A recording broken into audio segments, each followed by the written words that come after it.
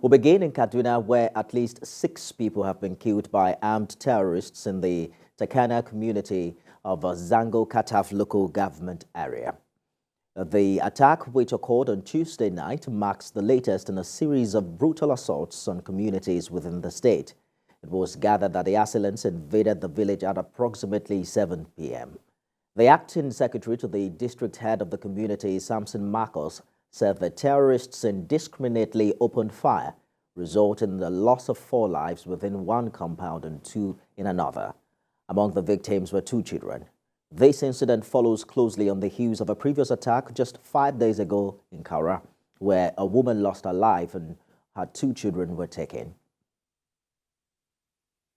I'm joined now for more on this development by our correspondent in Kaduna State, Lupe Asam. Lupe, what more have you learnt about this latest incident? Good evening, Nifemi. What we do understand from this attack is that it has just added another layer of pain on this community that has been grappling with incessant attacks by these armed terrorists who attack at unassuming hours, killing their loved ones.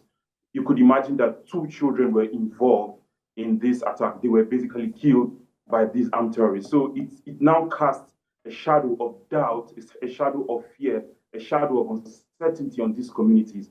And the people are now asking very, very profound questions. Are they ever going to be free from these attacks? Is there going to ever be a time where they will wake up and they wouldn't have to mourn over the death and brutal killing of their loved ones? So I must tell you, a dark shadow currently casts on these communities. They are asking very profound questions now. I must tell you, it's a very bitter experience for them. How is the state government and the military hierarchy reacting to this attack?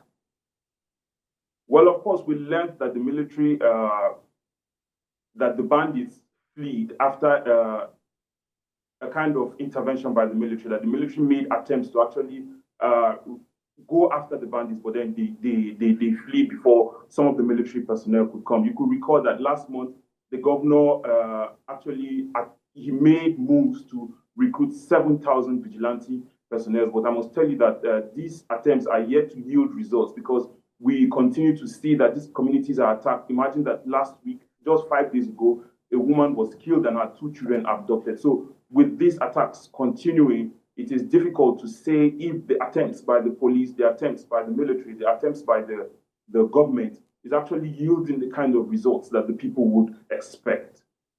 Lupe has some live for us in Kaduna.